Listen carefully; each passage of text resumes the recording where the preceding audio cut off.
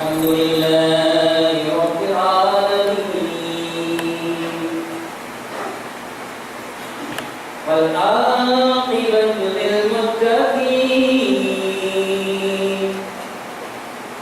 والصلاة والسلام على سيد المرسلين محمد وآله وأصحابه أجمعين أما بعد فقد قال الله تبارك وتعالى في القرآن المجيد أعوذ بالله من الشيطان الرجيم بسم الله الرحمن الرحيم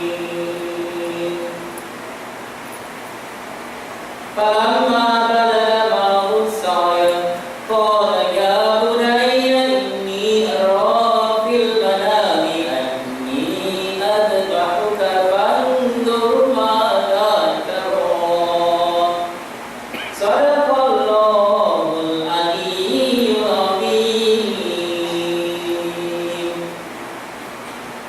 وقد قال النبي صلى الله عليه وسلم إن الله لا ينظر إلى أجسامكم ولا إلى صوركم ولكن ينظر إلى قلوبكم أو كما قال عليه الصلاة والسلام.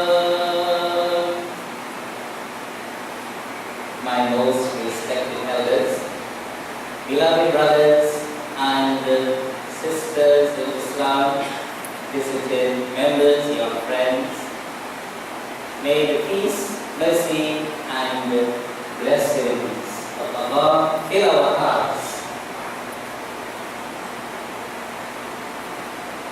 The prophethood of Father Abraham was at no time suspended, nor was the angel of revelation, Hazrat Jibreel alayhi salam, ever on leave. He never went on holiday. You and I occasionally take leave. Angel was never on leave. Then this command, which was given to Father Abraham, could have come to him directly through revelation by an angel. This did not happen. The wisdom behind communicating it through a dream was to unravel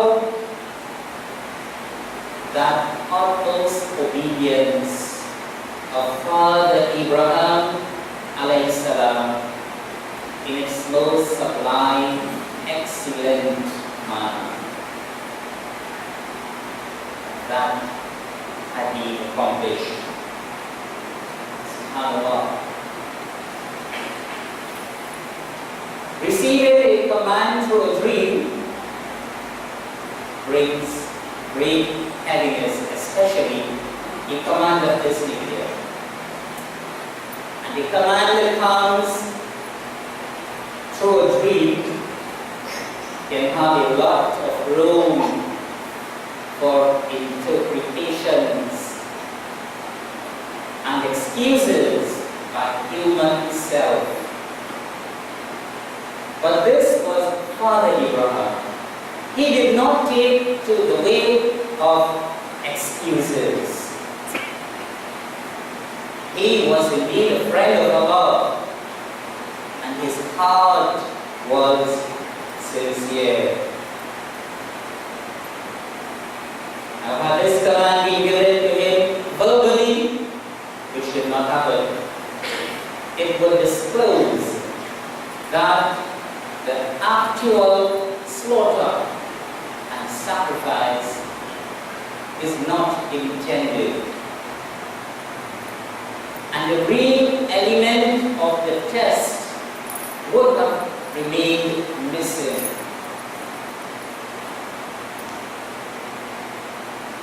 Therefore, Allah showed it to him by way of a dream. And so by that, the element of the trial and test made a full circle.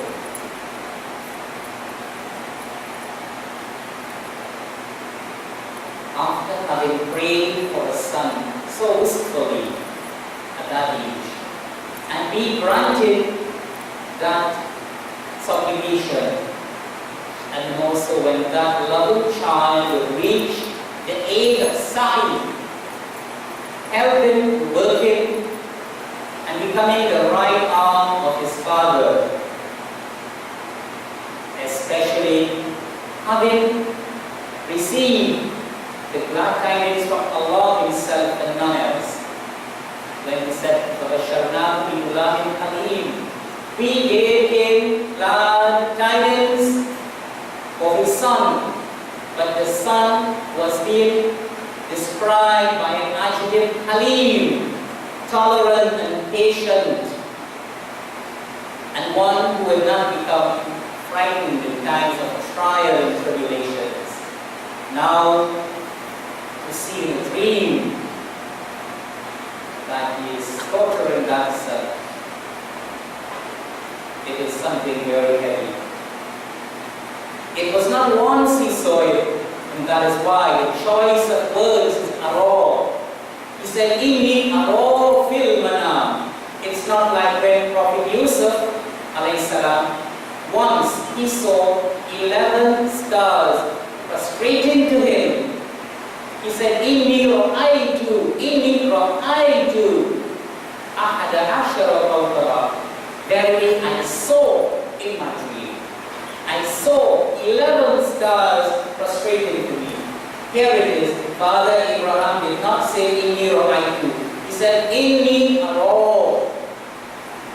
I keep seeing. I always see. 3 nights is sufficient to carry the weight, always. I keep seeing that I am slaughtering you. When go Father, it was heavy on him. Father had to share it. He had to share it with his son. And that's when he used the most affectionate term. And he said, Ya Bunayya. Bunayya is like when you say, oh my loving son, after you have given him all the du'a. Oh my loving son, and you can well imagine the tone. You know how you speak when you spoil your children and grandchildren. I see the dream that I am slaughtering you. But good mother to all, look and see what to do. He had to share it. As difficult as it was for a father to tell a son something of this nature, Father Abraham opted to speak the truth, and just as it was, he didn't hide it. For had Abraham salam started laying down his son in readiness for slaughter, without having said anything to him, or having heard from him in advance, think about it. It would have caused great difficulties for both father and son. Even more difficulties. It would be like kidnap. Father Abraham didn't want that. He wanted to tell and explain to his son, no matter how difficult it was. But my friends, the rejoinder was just as adequate and pursuit. There is a saying, the chip does not go far from the block in most times. Here came the rejoinder. Ya abatif al-man tu'al. Oh my loving father, you do just what you have been commanded. Allahu Akbar.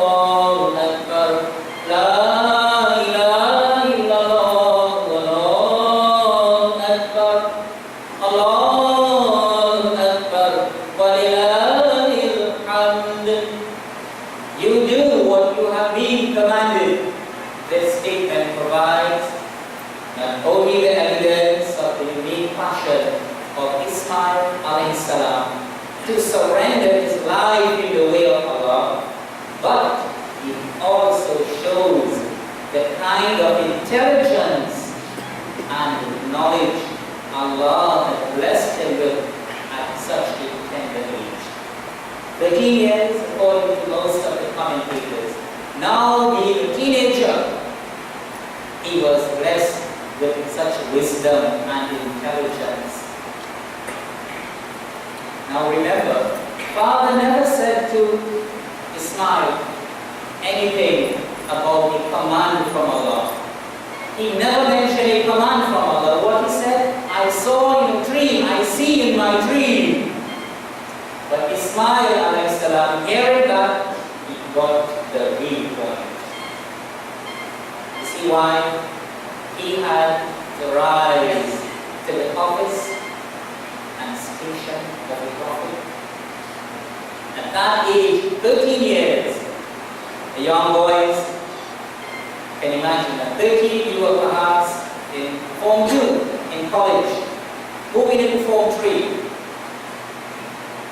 Isn't that the age when you are given a chance to choose your subjects? Forms 1, 2, and 3, you do all the subjects. At the end of that is where you now choose and decide what you want to do in life. You want to become a doctor, you want to become a lawyer, engineer, whatever. Parents can observe their children at that age, quietly observe and figure out what they might possibly be in life.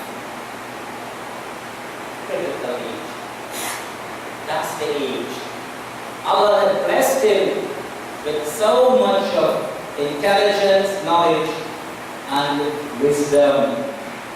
Allahu Akbar, Allahu Akbar, La ilaha illallah, Allahu Akbar, Allahu Akbar, Walillahil hamd. Ismail alayhi salam continues, Satajiduni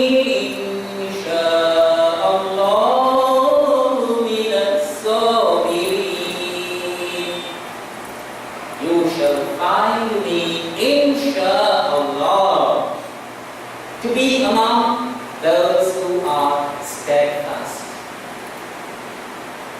Look at the extreme etiquette and modesty that was demonstrated by Hazrat Ismail alayhi salam. SubhanAllah, he entrusted the matter with Allah in the best manner, with the best selection of words. He could have also said, you will find me, inshallah, to be patient, and that would have been good enough. He did not opt for that method. Satajiduni, inshallah, min as-sabirin. That's the way of saying, oh Father, in this world, be it now or the people before, there have been many servants of Allah who were patient, who were tried, and they were firm and steadfast. There were many good and righteous people before. Now, I will just be one of them. And that makes a difference. He actually effaced himself. He made himself look very unimportant. He did not want to snatch away the thunder. It was not about me and I. He was not the star boy. There were many servants who were righteous and very enduring. I will be one among them. This is no contemplative. The humility, he actually removed and eliminated the possibility of having made a boastful claim through that promise. he removed the possibility of all forms of pride, arrogance, and conceit. It was not about self. We learn the lessons. No matter how confident the person is, he must never make tall claims in the boastful manner. No matter who we are and where we are, in a small gathering, in a large gathering, among friends, among neighbors, among family members, when you talk, they should never be left to think for a moment, "Nah, that is bragging. That is being boastful," especially when Allah mentions that He does not lie, the boastful braggart. Speak in a very humble manner. It must appear to be with great humility throughout our lives. Allah loves those who humble and make himself look like nothing or unimportant. Allahu Akbar, Allahu Akbar, La ilaha illallah, Allahu Akbar, Allahu Akbar, walillahil hamd. Falamma aslama, and when they both submitted, this word had to appear in dual number. There was no other way. For without the cooperation of anyone, Father or Son, this thing could never have happened. When they both submitted, Aslam, to submit, to bow down, ready to carry out the command. In clear words, Father, he resolved to slaughter the son, and the son to be slaughtered by him. No objection. At this place, the word lamma has been used. Lamma, when. And I want to take you back to school for a couple of minutes when you study in English a conditional sentence. A sentence that begins with if and when is known to be a conditional sentence. It depends on the complement of the condition for a full understanding. One will not say, if the rain falls, and put a full stop, and you expect people to read it here and understand that. It is incomplete without the apodosis or the complement. If the rain falls, what? The game will be cancelled. Now it is complete. When the sun shines, when the sun shines, the game will resume. Now it is complete. When you check the text in the Quran, and when they both submitted, and he laid him down on the ground, you see a full stop. Verse 103 has ended. Then 104 started with a new conjunction. And we call out to him, Ay ya Ibrahim, qad sadaqta ru'ya. Indeed, you have fulfilled the vision. It has not been said here as to what happened when this thing came to pass. When Father laid his son down on the ground, what really happened causing the heavens to shake,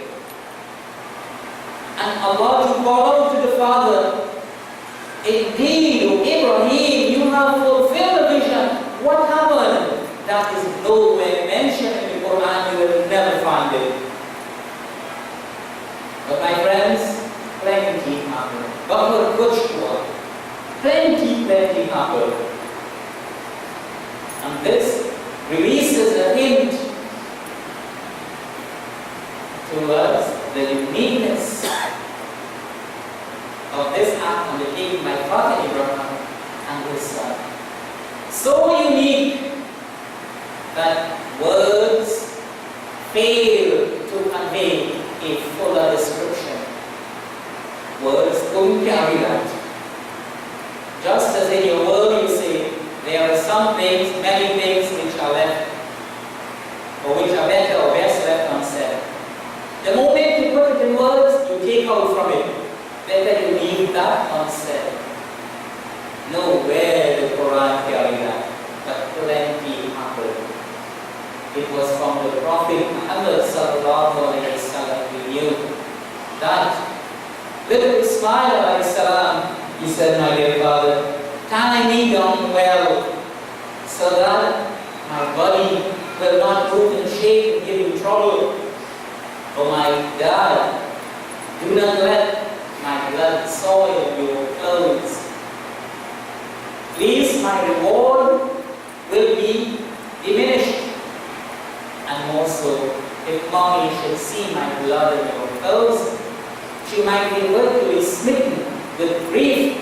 You protect your garment. Alright. And Dad, you sharpen the knife well. Find that in the deep. You sharpen my knife well and rub it fast so that my life will be free. And Dad, when you return, you gave mommy all my respects. And if you desire to give her my shirt, you're most welcome to do that. It might give her the joy that she might be looking for. All this transpired, but not mentioned in the words of Allah Tabaraka wa Ta'ala. Allahu Akbar, Allahu Akbar, La ilaha illallah, Allahu Akbar, Allahu Akbar, wa lillahil hamd, wa tallahu lil jabeen.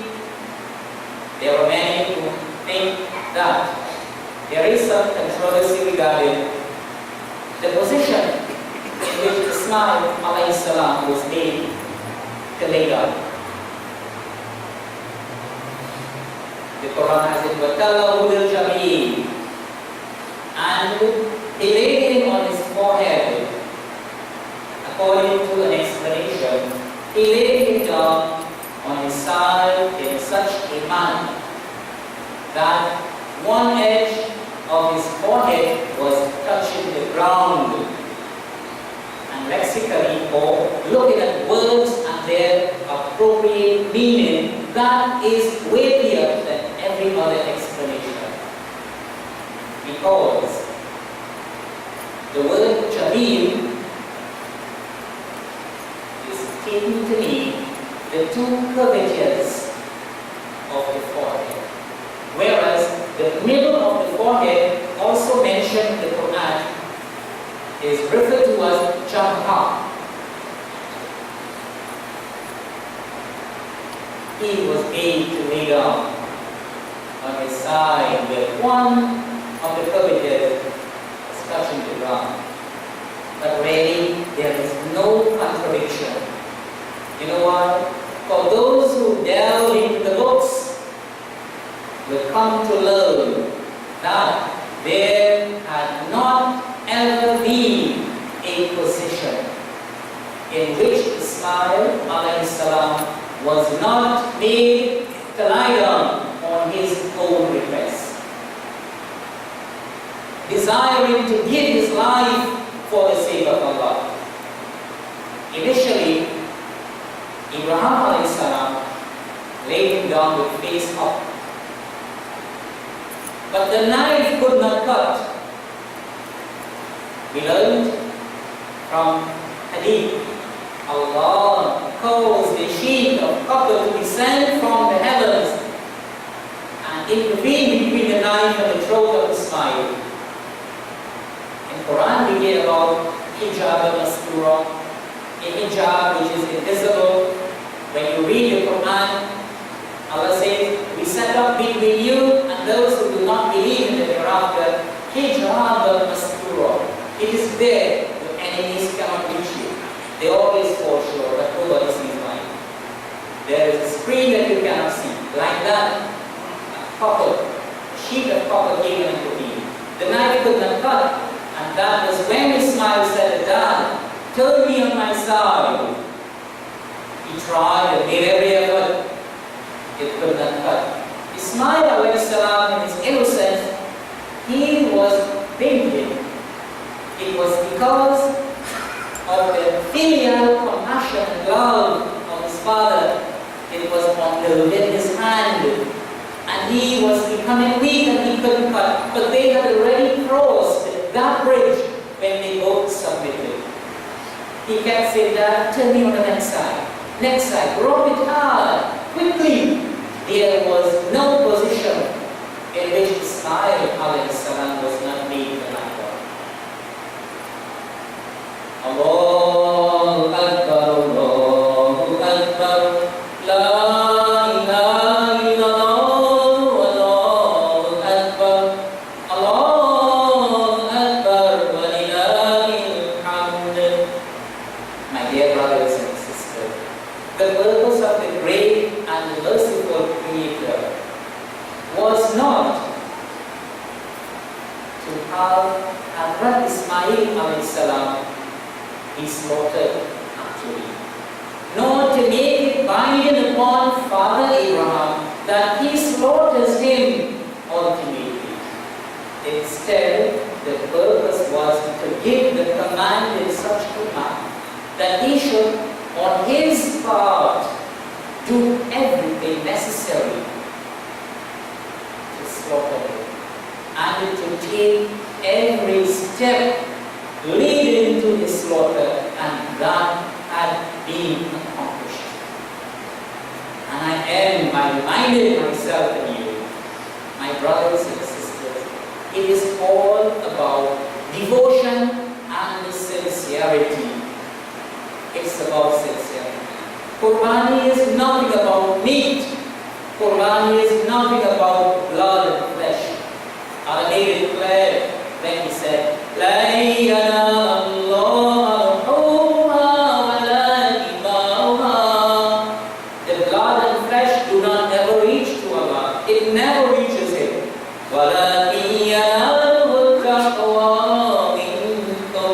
But what reaches to Him is the piety from you, your sincerity. Age brings wisdom. I want to make this humble appeal when it comes to animal qurbani.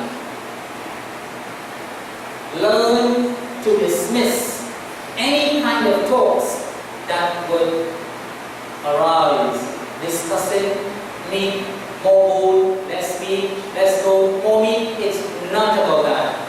Look here, Ismail alayhi salam, for fear that his rewards will be diminished, he said, Dad, don't let my blood even reach your garment. I'm afraid my rewards will be less. Do nothing in qurbani, nothing that is likely to decrease your rewards of hasanat. It's about the sincerity, the piety, and that is what counts. Look here, we know from the hadith, Inna Allah la yanzuru ila ajsamikum wa la ila suwarikum. Allah does not ever look at your bodies, your shapes and figures, but yanzuru ila qulubikum. Allah looks at your hearts. We do not even know what our hearts contain. Allah knows it. We don't have to even open the mouth. Allah knows it. Know that. Live with it. Sleep with it. Every day, work towards improving and polishing the hearts. Allah will reward us all for that. And we learn the lovely lessons demonstrated by the Quran.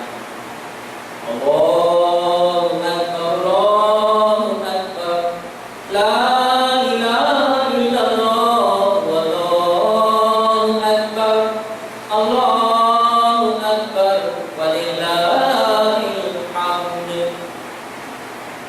It was from that event when Allah said, وَفَدَيْنَاهُ بِذِبْحٍ عَظِيمٍ, and we ransomed him with a tremendous victory. And Allah called out, "O Ibrahim, you have indeed fulfilled the mission." This is the way we reward those who do good. Allah only wants to see who we love Him. And He calls the test. Jibreel brought the Quran. Eid-Ul-Adha. You slaughter this and do not slaughter Ismail. From then to now, it became the sunnah of Ibrahim alayhi salam. When the companions of the Prophet reported to Isa, the Messenger of Allah, Ma hadhihi al-adhahi, what are all these sacrifices? In reply, he said, Sunnatu abikum Ibrahim. It is the sunnah of your father, Ibrahim alayhi salam. Wa ma lana fiha ya Rasulallah. And O Messenger of Allah, what do we have to get from that? In reply, he said, "Because sharatin hasana, for every one grain of hair on the body of the animal," and you can perhaps compare it to the animal. For every one grain of hair, for you is one hasana. And hasana would be a great demand on the day of judgment. Nobody would be willing to give away one. You would run away from all those you know, mother, father, wife, children, brothers, sisters, everyone, for fear that you will have to share it. It is a great demand. They ask, Asu, what about the wool for those who kill sheep? Let me walk. Before we shall him in a suit, hasana, for every one grain of hair. The work for you, one hasana. Do it to the best of your ability. Be present and make sure that you correct the intention. May Allah reward us all immensely and give us the true lessons that are taught by these verses. Barakallahu